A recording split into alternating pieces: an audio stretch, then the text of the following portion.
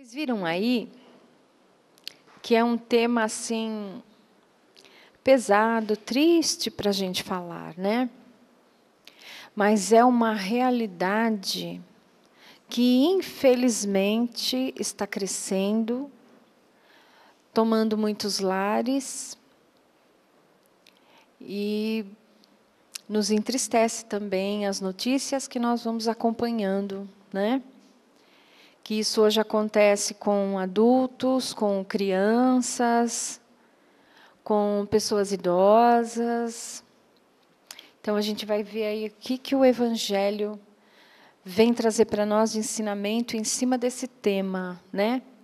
O suicídio, do porquê de que está acontecendo tanto isso hoje, não só no nosso país, mas em todo o mundo, né? Então, ele diz assim, ó, a calma e a resignação, auridas na maneira de encarar a vida terrestre e na fé do futuro, dão ao espírito uma serenidade que é o melhor preservativo contra a loucura e o suicídio. É o que a gente vê que está faltando, né? A calma e a resignação. O que acontece nos dias de hoje? A gente vê isso, podíamos falar com os jovens, né? Mas hoje, assim, muitas pessoas já em idade madura também se deixaram levar. Isso aqui, ele nos faz ir do outro lado do mundo em segundos, não é? E as pessoas estão acostumadas que tudo tem que ser muito rápido agora, né? Então, mas não tem mais a paciência para esperar as coisas acontecerem. Querem tudo muito rápido. E os jovens estão assim mais envolvidos, né, com esse vício que veio para nos ajudar tanto a tecnologia, né, mas que não pode nos escravizar, né? E aí, quando as coisas não acontecem no tempo que querem, o que vem? O que vem acompanhando isso? Ansiedade, né? Porque quer que aconteça, quer, não tem tempo, né? Não tem paciência para esperar mais nada. As pessoas estão sem a menor tolerância umas com as outras, quer tudo para ontem, né? Aí a ansiedade vem, toma conta. Junto com a ansiedade, que um vai desencadeando o outro, vem o síndrome de pânico. E isso faz com que a pessoa perca a fé, perca a esperança. Porque a fé e a esperança, elas caminham juntas, né? E tem mais uma que caminha junta, que teria que caminhar junta, a caridade. Né? Pois o Chico dizia assim, ó, você não está bem? Né? Você tá mal? Vai lá e faz o bem para o teu próximo que você melhora. Porque era isso que ele ouvia de Emmanuel. Né? Então, esses três sentimentos que vêm de Deus, eles têm que caminhar juntos, para que a gente não perca a paciência e a paz interior. Vamos continuar aqui, ó.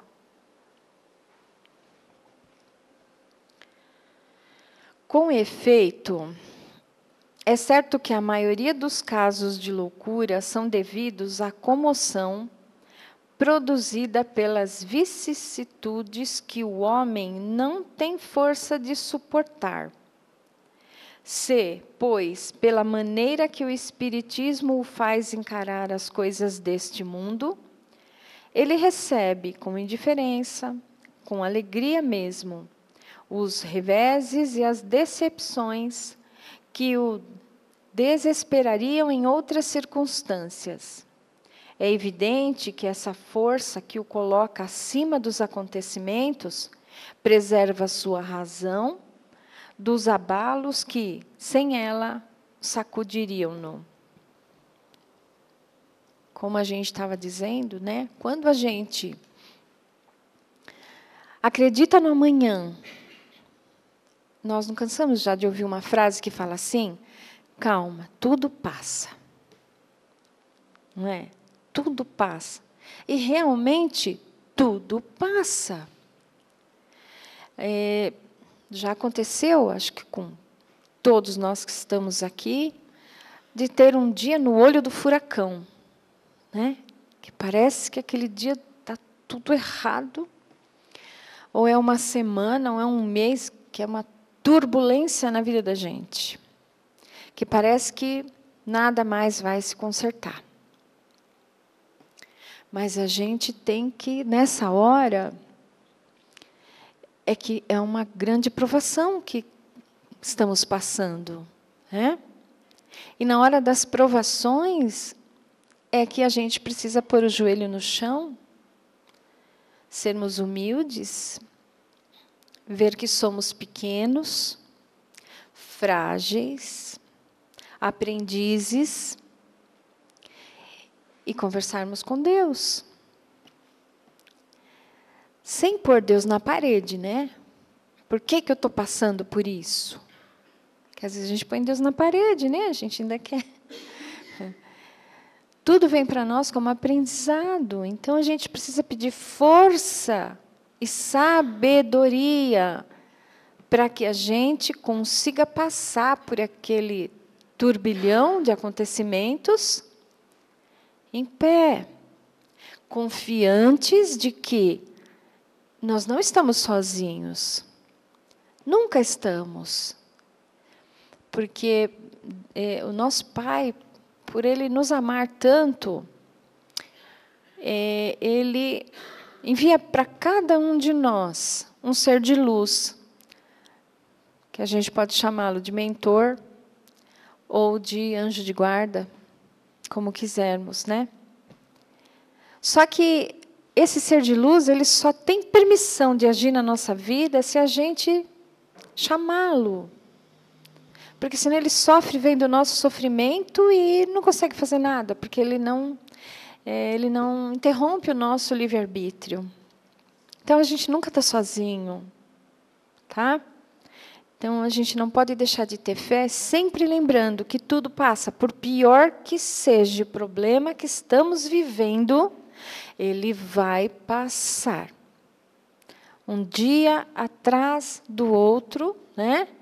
Sem viver na tortura, que eu posso ser testemunha viva de falar para vocês, que eu já fiz muito isso comigo, de me torturar com pensamentos, mas se acontecer isso, se acontecer, a gente não faz isso? Mas e se acontecer isso, se acontecer aquilo? E o desespero vai tomando conta da gente. E aí eu tinha umas enxaqueca brava de me jogar na cama, de me tirar de circulação, não é?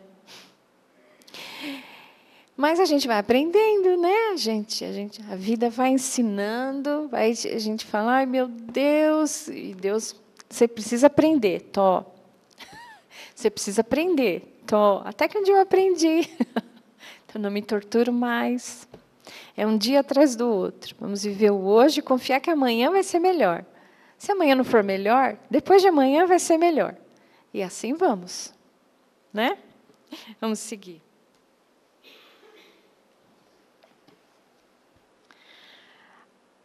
Ocorre o mesmo com o suicídio. Excluídos aqueles que se efetuam no estado de embriaguez e de loucura, e que podemos chamar inconscientes. É certo que, quaisquer que sejam os motivos particulares, tem sempre por causa um descontentamento.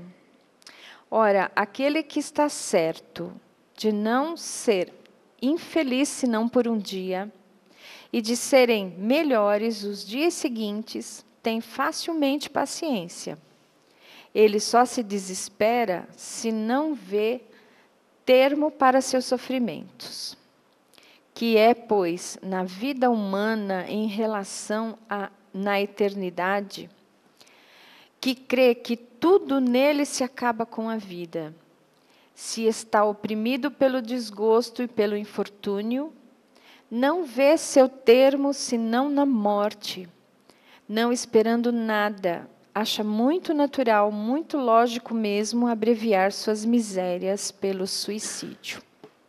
Então, ó, como nós estávamos falando aqui de um dia atrás do outro, né? Acreditamos aí na reencarnação e sabemos que somos espíritos eternos. Jamais seremos destruídos. A morte, ela só existe para o corpo físico, né? Isso já falamos várias vezes. Então, o que significa 70, 80, 90 anos? Mediante a eternidade. O infinito não é nada, né? É um piscar de olhos a nossa vida aqui, o nosso tempo aqui. E quando a gente é jovem, a gente não vê isso, né? Tenho 18, agora, ixi, até eu chegar nos 50, ó, piscou o olho e chegou nos 50. É tudo muito rápido, né? Então, a nossa vida, assim, para a gente pensar, né? Quanto que eu já sofri na vida pelos problemas que temos, mas se nós pensarmos, isso não significa... É muito pouco perto do tempo que nós temos pela nossa frente, para vivermos coisas bem melhores nos dias que se virão, ou na nossa próxima encarnação, ou nas próximas encarnações. Agora, aquele que não consegue enxergar isso, aquele que se envolve completamente com as suas dificuldades, com os seus problemas, como diz aqui, que se encontra em completo descontentamento com a vida, esse, infelizmente, que ainda não encontrou uma palavra, talvez, né, para ajudá-lo, não foi em busca de conhecimento, independente da crença, acredita que a lápide é o final. E com isso se findarão todos os seus problemas. Mas qual é a maior decepção para um suicida quando ele tira a vida do corpo e descobre que não tirou a sua própria vida? Tirou somente a vida do corpo físico, porque o espírito é imortal. E ainda carregou consigo todos os problemas que o levaram a cometer aquela enorme infração que sabemos que por uma grande fraqueza, mas que faltou com gratidão à vida, que ganhou de Deus, né? Com a oportunidade da reencarnação que recebeu de Deus. Então, nós ficamos ingratos com o nosso Pai. Mas Ele não nos condena por isso. Ele até permite, porque se for através dessa dor, é através dessa dor que nós aprenderemos. Mas eu vou passar a palavra para o Marcos agora. Que nunca passe pela nossa mente para fazer algo dessa forma, né? E que se a gente conhece pessoas, porque nós aqui nos atendimentos que fazemos, ouvimos muito pessoas dizendo que têm vontade de tirar a vida, né? Então que saibamos que a vida não acaba. E os problemas não vão acabar, eles vão junto. O suicídio, na realidade, hoje em dia, é uma grande doença, né? E essa doença é acompanhada pela depressão. E nós vemos que a questão do suicídio, ele não resolve nada. Só complica cada vez mais, nós vamos ver aqui na leitura. Hoje, aqui no Brasil, a estatística 2016 nos traz a informação que cerca de 12 mil pessoas cometeram suicídio. Seria um suicídio a cada de 30 a 40 minutos. Esse índice aumenta quando essa informação é global. Ele cai para 40 segundos um suicídio cometido. 40 segundos. Então, imagine quantas pessoas já consumaram suicídio enquanto nós estamos falando aqui.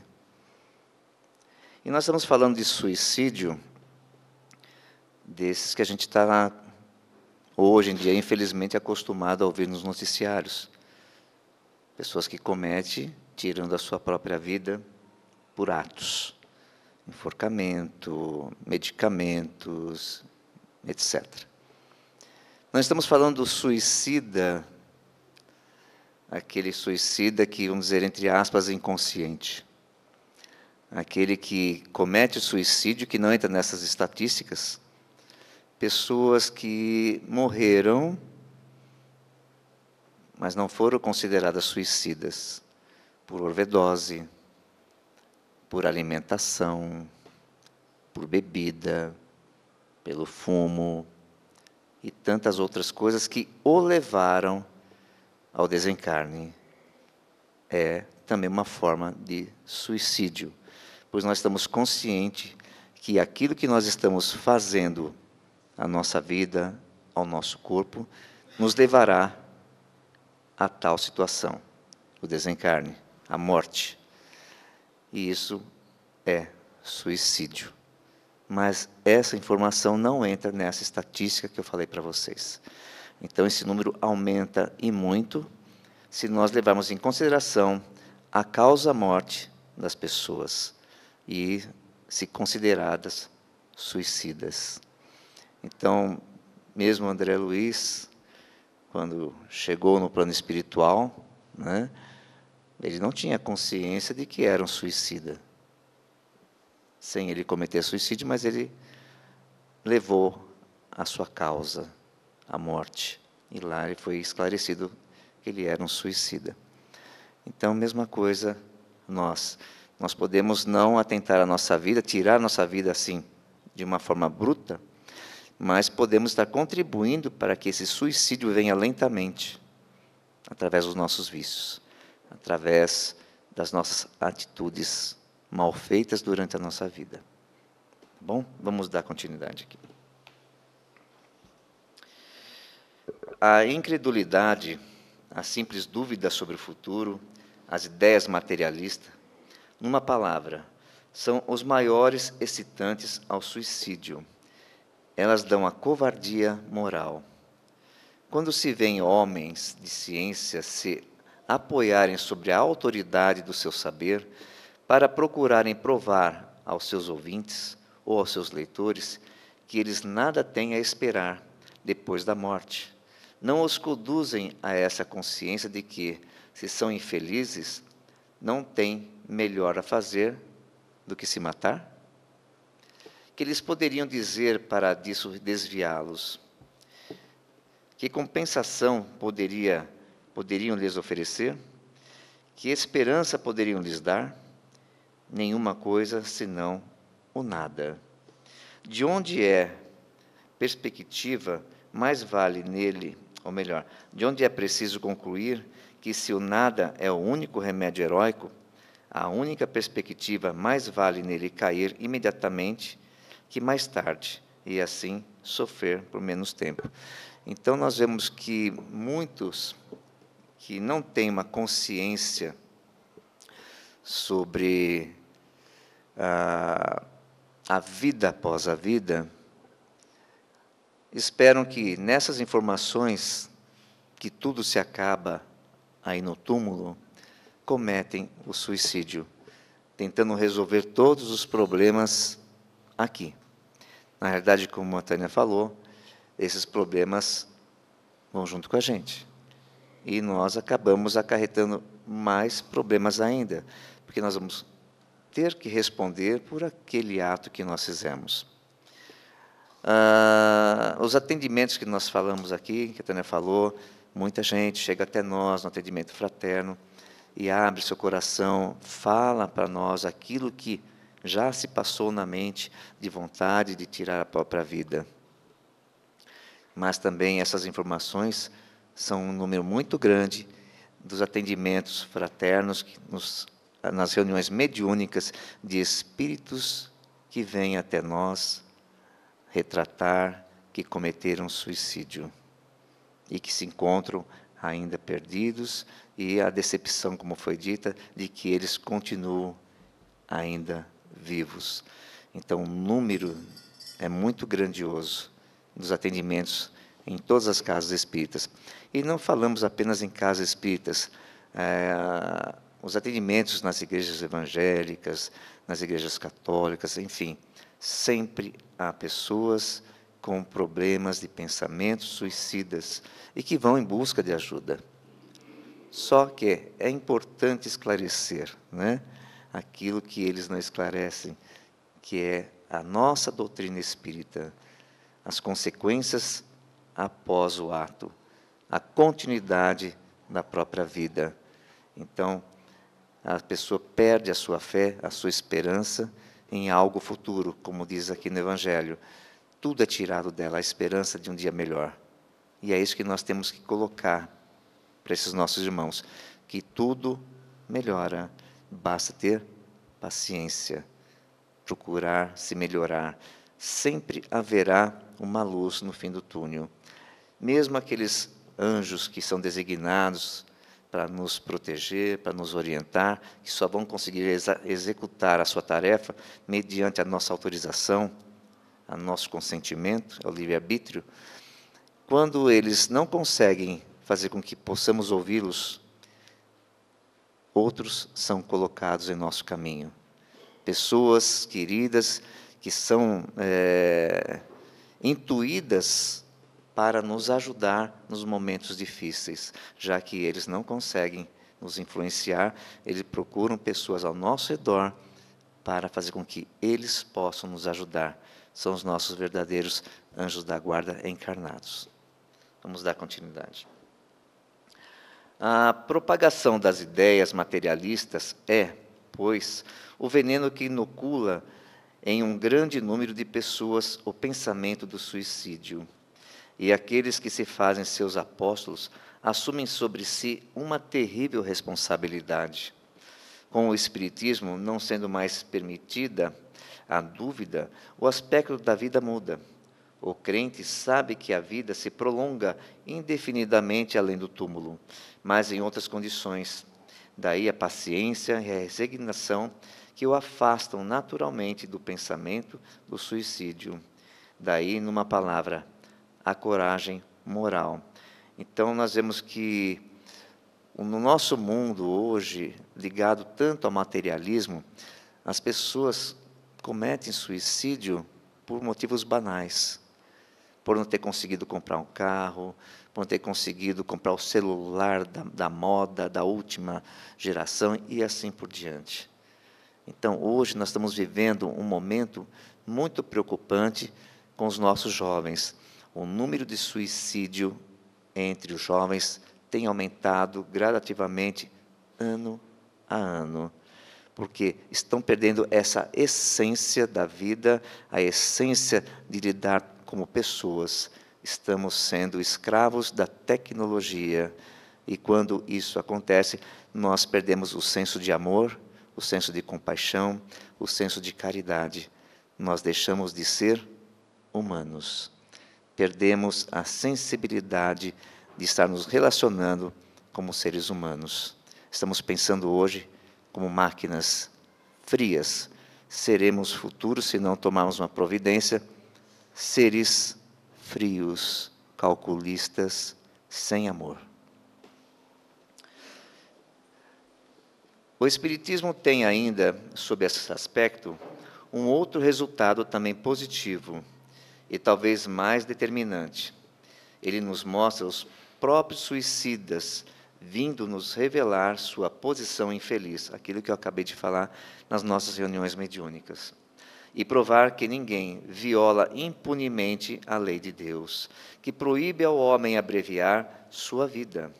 Há entre os suicidas aqueles cujo sofrimento, por não ser senão temporário ao invés de eterno, não é menos terrível e de natureza a dar o que pensar a qualquer que fosse tentado a partir daqui antes da ordem de Deus. O espírita tem, pois, para contrabalançar a ideia do suicídio, vários motivos, a certeza de uma vida futura, na qual ele sabe que será tanto mais feliz, quanto tenha sido mais infeliz e mais resignado na terra. A certeza de que, abreviando a sua vida, alcança um resultado justamente contrário ao que esperava, que se livra de um mal para chegar a um pior, mais longo e mais terrível, que se engana, se crê em se matando, ir mais depressa para o céu, que o suicídio é um obstáculo para que ele se reúna no outro mundo. Aos objetos das suas afeições, que esperava ali reencontrar, de onde a consequência de que o suicídio, não lhe dando senão decepções, está contra os seus próprios interesses. Igualmente, o número de suicídios impedidos pelo Espiritismo é considerável e pode-se disso concluir que, quando todo mundo for espírita, não haverá mais suicídios conscientes. Comparando-se, pois, os resultados da doutrina materialista e espírita, sob o único ponto de vista do suicídio, vemos que a lógica de uma ele conduz, enquanto que a lógica de outra dele desvia, o que está confirmado pela experiência. Gente, eu falei que uma pessoa a cada 40 minutos, 30, 40 minutos, comete suicídio aqui no Brasil. Cerca de 12 mil pessoas cometeram esse suicídio em 2016. Ainda temos estatística para chegar em 2017 e 2018. Mas, fora isso, aqueles que conseguiram consumar o seu ato, a cada 40 minutos, 20 pessoas não conseguiram fazer isso. Tentaram apenas. Então, é um número muito grande de pessoas que têm esses pensamentos hoje ao nosso redor. Cada 40 minutos, um conseguiu, mas outros 20 tentaram.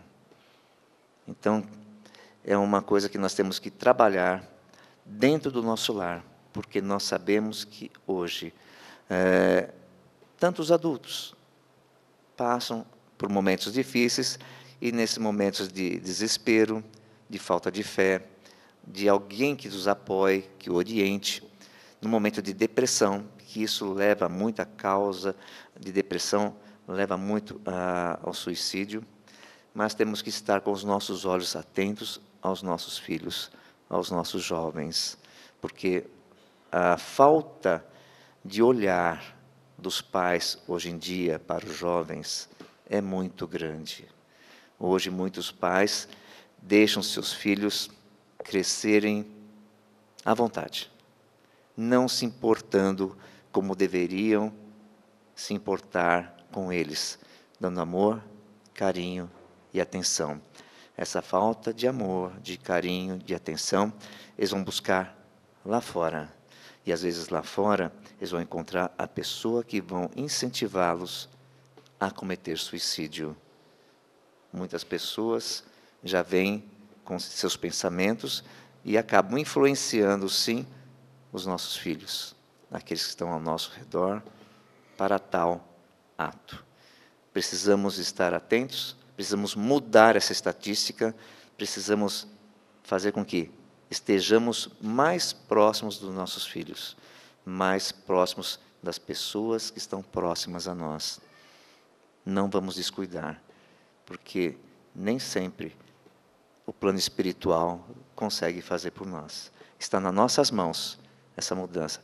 Está nas nossas mãos fazer com que esse índice diminua e que os nossos filhos possam crescer como pessoas humanas, com sentimentos de amor e de muita harmonia, onde eles possam se relacionar com outras pessoas com carinho, e não como máquinas frias e calculistas.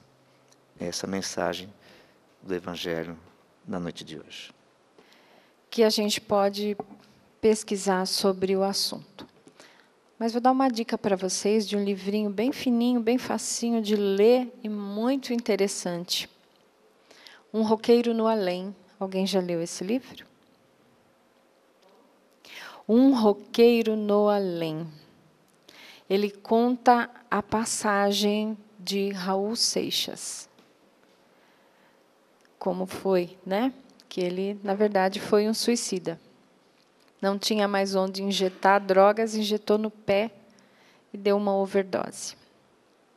Então, lá ele vai contar o que ele passou até conseguir sair do túmulo. Tá?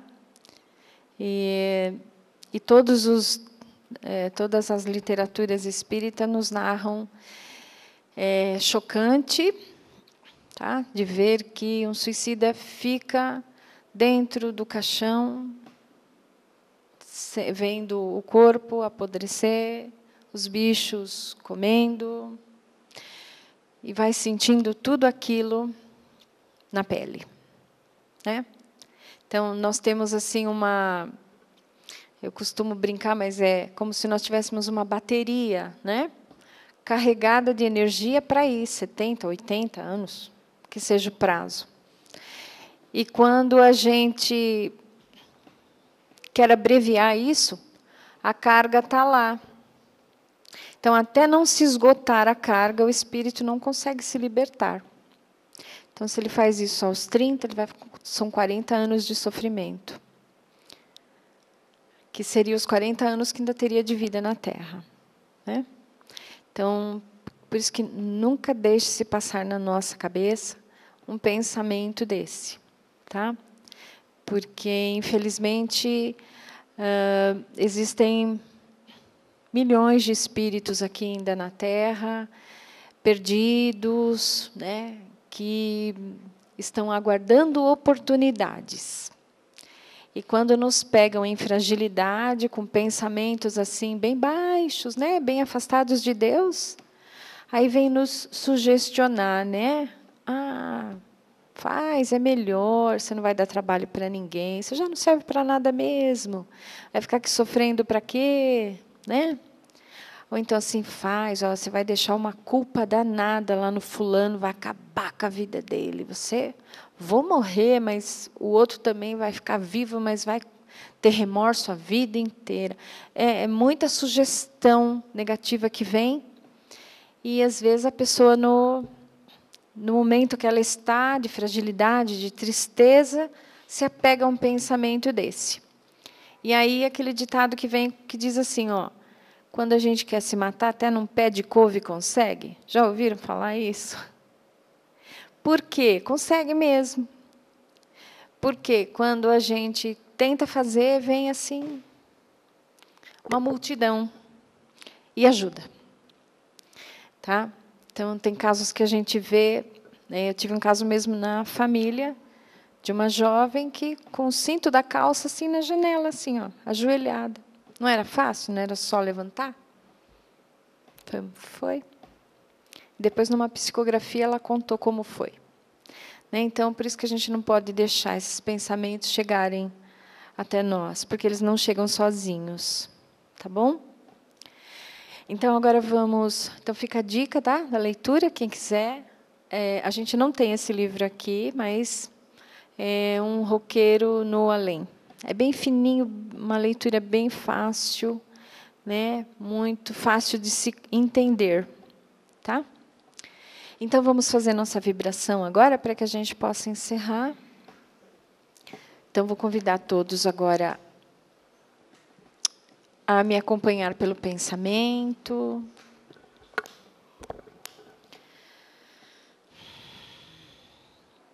E nós vamos iniciar essa vibração com gratidão a Deus pela vida e por tudo que ela nos traz.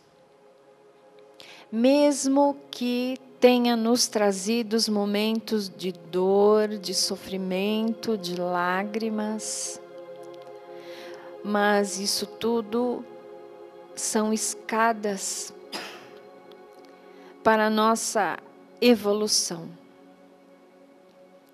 Pois é através da dor, do sofrimento, que não é necessário, mas através disso nós amadurecemos.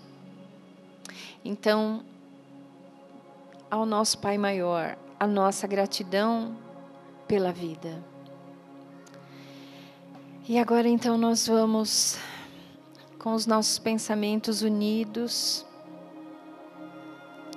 Sabemos que estamos muito bem acompanhados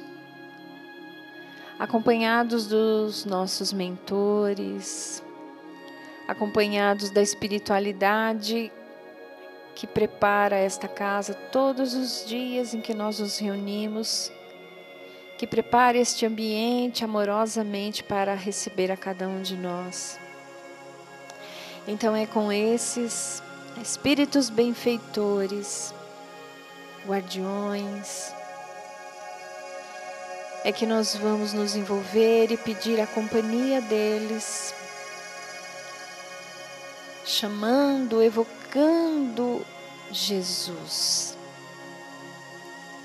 Jesus e o seu grande amor, o seu amor infinito por cada um de nós. Pois assim Ele se sente responsável por cada um de nós. Então vamos chamá-lo, Mestre. Nós o convidamos para ir até o nosso lar. Então que cada um de nós agora possa mentalizar o seu lar, sua casa. E assim, Jesus nos acompanha. E consigo esses mensageiros de luz. Esses mensageiros do amor, da luz. E assim nós vamos entrando em nossos lares, abrindo a porta e com muito amor e gratidão convidando Jesus para entrar, mostrando a Ele todas as dependências da nossa casa. E lá com certeza alguém nos aguarda ao retorno. Alguém às vezes que se encontra enfermo da carne, mas tem também, olha Jesus, tem também alguém aqui que está enfermo da alma, que recusa te conhecer, que está com o coração endurecido ainda e insiste em viver só para a vida material, que sofre pelo seu endurecimento, sofre pelo orgulho. Então, Mestre, sabemos que o teu amor tão infinito, tão grandioso que é, e te pedimos que este amor envolva agora a todos que estão aqui no meu lar e que venha como um grande bálsamo, um grande remédio.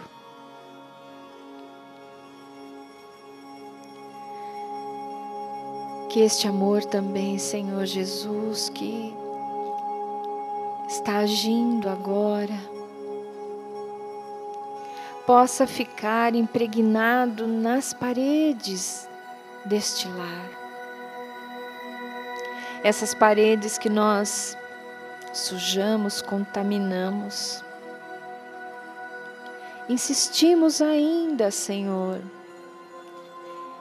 em continuarmos com os nossos vícios antigos que trazemos do passado, em palavras maldizidas, ofensivas, em palavras de baixo calão. Elas sujam, elas impregnam, elas contaminam o nosso lar. E que através deste amor, este remédio, os nossos lares agora possam ser limpos. Estamos nos comprometendo, Senhor, a manter tudo aquilo que o Senhor está fazendo. Te pedimos um olhar caridoso por cada um de nós, por todos os seres vivos que estão em nossa casa, nossas plantas, nossos animais de estimação, nossos vizinhos, nossos amigos, as pessoas que amamos. Que o nosso pensamento possa alcançar a cada uma delas. Que recebam igualmente como estamos recebendo a paz, o amor, os bálsamos salutares para a saúde física e emocional. Então que essa luz se expanda, ilumine todo o quarteirão. E assim, com muita gratidão, Senhor, te agradecemos por estar junto de nós, por estar em nossos lares, por nos abençoar nesta noite. E assim, então, nós vamos voltando os nossos pensamentos no ambiente em que estamos, agradecendo a espiritualidade da nossa casa, a todos os mentores que nos acompanharam, que fizeram esse grande trabalho de limpeza, a começar por nós, pois a quem muito será dado, também muito será cobrado. E assim como dissemos, nos comprometemos em termos as lições do Evangelho em nossa mente, para que comecemos a nossa reforma interior, amando-nos uns aos outros, assim como Jesus nos ensinou. Então, assim, em nome de Jesus, de toda essa espiritualidade, de toda essa luz que nos envolve, nós vamos pedindo a permissão para encerrar este Evangelho, agradecendo a Deus pela oportunidade.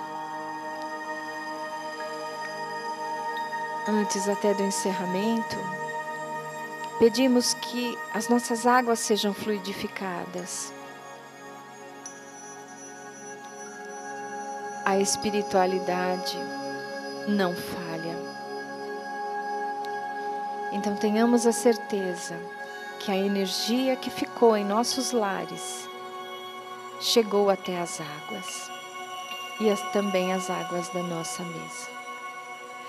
Graças a Deus, Senhor, que assim seja.